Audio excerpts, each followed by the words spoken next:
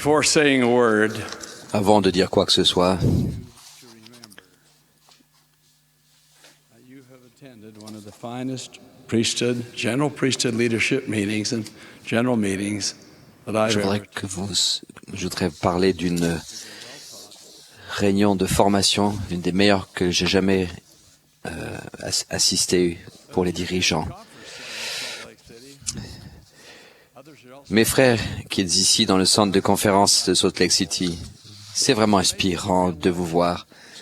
C'est extraordinaire de penser que dans des milliers d'églises de par le monde, d'autres détenteurs de la prêtrise de Dieu comme vous suivent cette émission diffusée par cette élite. Vous êtes de différentes nationalités, vous parlez de nombreuses langues, mais un point nous unit. Nous avons été chargés de détenir la prêtrise et d'agir au nom de Dieu. Nous avons un dépôt sacré. On attend beaucoup de vous, de nous.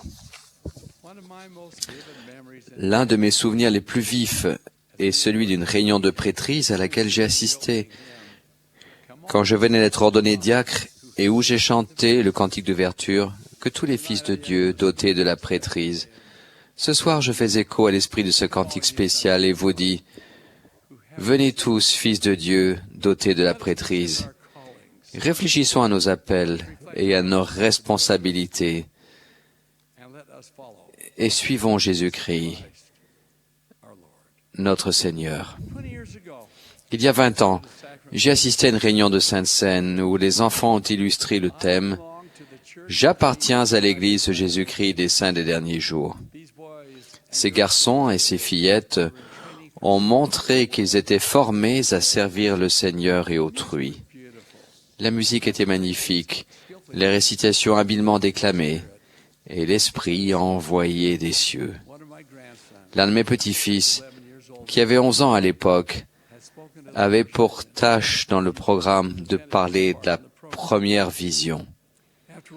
Après, lorsqu'il a rejoint ses parents et grands-parents, je lui ai dit, « Tommy, je pense que tu es presque prêt à être missionnaire. » Il a répondu, « Pas encore.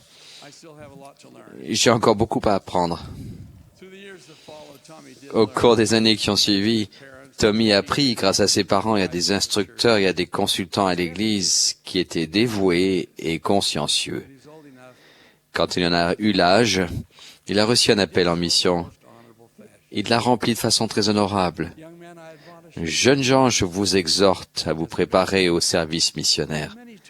De nombreux outils sont là pour vous aider à prendre les leçons qui vous seront utiles et qui vous aideront à vivre de la manière que vous devez pour être digne. Le livret intitulé « Jeunes, soyez forts », publié sous la direction de la première présidence et du Collège des 12, est l'un de ces outils. Il comporte les principes écrits et tirés des écrits et des enseignements des dirigeants de l'Église et des Écritures, dont l'observation apportera à chacun de nous les bénédictions de notre Père Céleste et l'aide de son Fils. De plus, nous avons les manuels de leçons soigneusement préparés à l'aide de la prière. Les familles ont les soirées familiales où l'on enseigne les principes de la vérité, de l'Évangile. Vous avez presque tous l'occasion d'assister aux cours de séminaire enseignés par des instructeurs dévoués qui ont beaucoup à donner. Commencez à vous préparer au mariage au temple, ainsi qu'à la mission. Les sorties convenables en couple font partie de cette préparation. Dans les cultures où il est permis de sortir en couple, ne le faites pas avant d'avoir 16 ans. Les adolescents n'ont pas tous besoin de sortir en couple, certains n'en ont même pas envie. Quand vous commencez à sortir en couple, faites-le en groupe ou avec un autre couple. Veillez à ce que vos parents rencontrent les personnes avec qui vous sortez et fassent leur connaissance. Les sorties en couple étant une préparation au mariage, ne sortez qu'avec des personnes qui ont des principes élevés. Veillez à aller des endroits où le cadre est sain et vous ne subirez pas de tentation. Un père plein de sagesse a dit à son fils, « Si tu te trouves un jour dans un endroit où tu ne devrais pas être, pars. » Un bon conseil pour nous tous.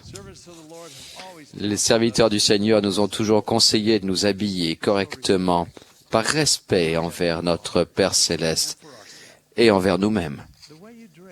La manière dont vous vous habillez envoie aux autres des messages à votre sujet et influence souvent votre comportement et celui des autres. Habillez-vous de manière à susciter ce qu'il y a de meilleur en vous et chez les gens qui vous entourent. Évitez les extrêmes dans votre tenue vestimentaire et votre présentation, notamment les tatouages et les piercings. Tout le monde a besoin de bons amis. De même que votre cercle d'amis influence beaucoup votre manière de penser et votre comportement, demain vous influencerez les leurs. Si vous avez des valeurs en commun avec vos amis, vous pouvez vous fortifier et vous encourager mutuellement. Traitez tout le monde avec gentillesse et courtoisie. Beaucoup de non-membres sont entrés dans l'Église grâce à des amis qui les ont fait participer aux activités de l'Église. L'adage souvent répété, l'honnêteté est la meilleure stratégie, est toujours aussi vrai. Un jeune saint des derniers jours vit conformément à ce qu'il enseigne et à ce qu'il croit. Il est honnête avec les autres. Il est honnête avec lui-même. Il est honnête avec Dieu. Il est honnête par habitude et par automatisme. Quand il doit prendre une décision difficile, il ne se demande jamais « Que vont penser les autres ?» mais « Que vais-je penser de moi-même » Certains seront tentés de ne pas faire honneur à leur principe personnel d'honnêteté. Je me souviens d'un cours de droit commercial que j'ai suivi à l'université. Il y avait un étudiant qui ne se préparait jamais pour les discussions des cours. Je me demandais, comment va-t-il réussir l'examen de fin d'année? J'ai eu la réponse quand il est entré dans la salle de classe pour l'examen en hiver, par un jour bien froid, les pieds nus dans des sandales. Surpris, je l'ai observé quand l'examen a commencé. Tous ses livres étaient étalés sur le sol. Il a ôté ses sandales et avec les orteils qu'il avait entraînés et préparés avec de la glycérine, a tourné habilement les pages de l'un des livres qu'il avait posés sur le sol et y a regardé les réponses aux questions de l'examen. Il a eu l'une des meilleures notes de ce cours de droit commercial. Mais le jour des comptes est arrivé. Plus tard, pendant qu'il se préparait pour son examen de fin d'études, pour la première fois, le doyen de sa faculté a annoncé « Cette année, je vais déroger la tradition. L'examen sera oral et non écrit. »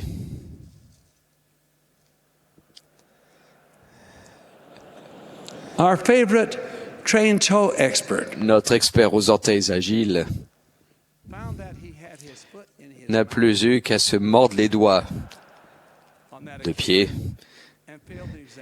et il a raté son examen. Votre manière de parler et vos paroles en disent long sur l'image que vous choisissez de donner. Utilisez un langage qui édifie et qui élève les gens qui vous entourent. Un langage impie, vulgaire ou grossier, et des déplaisanteries déplacées ou douteuses offensent le Seigneur. Ne prenez jamais en vain le nom de Dieu ou de Jésus-Christ. Le Seigneur a dit, « Tu ne prendras point le nom de l'Éternel, ton Dieu, en vain. » Notre Père céleste nous a recommandé de rechercher tout ce qui est vertueux ou aimable, tout ce qui mérite l'approbation ou est digne de louange. Tout ce que vous lisez, écoutez ou regardez laisse son empreinte sur vous. La pornographie est particulièrement dangereuse et engendre la dépendance. Une curiosité pour la pornographie peut devenir une habitude dominatrice et vous amener à de la pornographie plus vulgaire et à la transgression sexuelle. Évitez la pornographie à tout prix. Ne craignez pas de sortir avant la fin d'un film, d'éteindre la télévision ou de changer de station de radio si ce qu'on y présente n'est pas conforme aux principes de votre Père céleste. En bref, si vous n'êtes pas certain que tel film, tel livre ou telle autre distraction sont convenables, ne les regardez pas, ne les lisez pas, n'y participez pas. L'apôtre Paul a déclaré, « Ne savez-vous pas que vous êtes le temple de Dieu et que l'Esprit de Dieu habite en vous? Le temple de Dieu est saint, et c'est ce que vous êtes. » Frères, il est de notre responsabilité de garder notre temple propre et pur. Les drogues dures, le mauvais usage des médicaments, l'alcool, le café, le thé et le tabac vous détruisent physiquement, mentalement et spirituellement. Toute forme d'alcool est nuisible pour l'esprit et le corps. Le tabac peut vous réduire en esclavage, affaiblir vos poumons et raccourcir votre vie. La musique peut vous aider à vous rapprocher de votre Père céleste. On peut l'utiliser pour instruire, édifier, inspirer et unir. Cependant, la musique, par son tempo, son rythme, son intensité et ses paroles, peut émousser votre sensibilité spirituelle. Vous ne pouvez pas vous permettre de remplir votre esprit de musique indigne. Du fait du caractère extrêmement sacré des rapports sexuels, le Seigneur requiert la maîtrise de soi et la pureté avant le mariage, ainsi que la fidélité totale après le mariage. Lorsque vous sortez avec une personne de l'autre sexe, traitez-la avec respect et attendez d'elle le même respect. Les larmes suivent inévitablement la transgression. David O'Mackey, 9e président de l'Église, a dit « Je vous supplie d'avoir des pensées pures. » Puis il a proclamé cette vérité importante. Chaque action commence par une pensée. Si nous voulons maîtriser nos actions, si nous le voulons, nous devons maîtriser nos pensées. Mes frères, remplissez votre esprit de bonnes pensées et vos actions seront bonnes. Puisse chacun d'entre vous être en mesure de dire ce vers de Tennyson prononcé par Sir Galahad, « J'ai la force de 10 parce que j'ai le cœur pur. » Fin de citation. Récemment, l'auteur d'un article sur la sexualité des adolescents résumait ses recherches en disant que la société transmet aux adolescents un message ambigu. La publicité et les médias font passer le message très appuyé que l'activité sexuelle est acceptable et attendue. Des incitations qui étouffent parfois les avertissements des spécialistes et les supplications des parents. Le Seigneur tranche dans tous les messages des médias avec un langage clair et précis quand il nous dit « Soyez purs ». Lorsque vient la tentation, souvenez-vous du sage conseil de l'apôtre Paul qui a déclaré « Aucune tentation ne vous est survenue qui n'ait été humaine, et Dieu, qui est fidèle, ne permettra pas que vous soyez tentés au-delà de vos forces. Mais avec la tentation, il préparera aussi le moyen d'en sortir, afin que vous puissiez la supporter. » Lorsque vous avez été confirmé membre de l'Église, vous avez reçu le droit à la compagnie du Saint-Esprit. Il peut vous aider à faire de bons choix. Lorsque vous avez des difficultés ou que vous êtes tenté, vous ne devez pas vous sentir seul. Souvenez-vous que la prière est le passeport pour le pouvoir spirituel. Si l'un de vous a trébuché en chemin, Il existe un moyen de revenir en arrière. Ce processus s'appelle le repentir. Notre Sauveur est mort pour nous offrir ce don sacré à vous et à moi. Bien que la route soit difficile, la promesse est réelle. Si vos péchés sont comme le cramoisi, ils deviendront blancs comme la neige. Ne mettez pas votre vie éternelle en danger. Respectez les commandements de Dieu. Si vous avez péché, plus vite vous commencerez à revenir en arrière, plus vite vous trouverez la douce paix et la joie qui accompagnent le miracle du pardon. Le bonheur s'obtient en vivant comme le Seigneur le veut et en servant Dieu et autrui. Souvent, la force spirituelle s'acquiert en rendant service de manière désintéressée. Il y a quelques années, j'ai visité ce qui s'appelait alors la mission de Californie, où j'ai eu un entretien. Un jeune missionnaire originaire de Géorgie. Je me souviens lui avoir demandé « Écrivez-vous à vos parents toutes les semaines ?» Il a répondu « Oh oui, Président Monson. » Puis je lui ai demandé « Est-ce que vous aimez bien recevoir des lettres de vos parents ?» Il n'a pas répondu. Au bout d'un moment, je lui ai demandé « À quand remonte la dernière lettre que vous avez reçue de vos parents ?» D'une voix tremblante, il a répondu « Mes parents ne m'ont jamais écrit. Mon père n'est que diacre et ma mère n'est pas membre de l'Église. Ils ont essayé de me persuader de ne pas partir et m'ont dit que si j'allais en mission, ils ne m'écriraient pas. Que dois-je faire, frère Monson ? J'ai adressé une prière silencieuse à mon Père céleste. Que dois-je dire à ton jeune serviteur qui a tout sacrifié pour te servir ? Alors l'inspiration m'est venue. Je lui ai dit, « Frère, écrivez à votre mère et à votre père chaque semaine de votre mission. Dites-leur ce que vous faites. Dites-leur combien vous les aimez et rendez-leur votre témoignage. » Il a demandé, « Est-ce qu'ils m'écriront alors ?» J'ai répondu, « Oui, ils vous écriront. » Nous nous sommes quittés, j'ai repris ma route. Des mois plus tard, j'ai assisté à une conférence de pieux dans le sud de la Californie, quand un jeune missionnaire s'est approché de moi et m'a dit, « Frère Monson, vous vous souvenez de moi ?»« Ça se produit partout où je vais. » Je suis le missionnaire qui n'avait pas reçu de lettre de sa mère ni de son père pendant les 9 premiers mois de sa mission. Vous m'avez dit, « Écrivez-leur chaque semaine, frère, et ils vous répondront. » Et alors il m'a demandé, « Vous vous souvenez de cette promesse, frère Monson ?»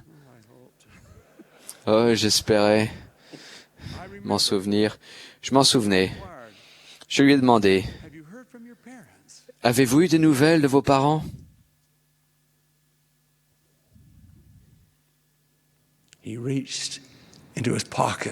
Il a mis la main dans sa poche.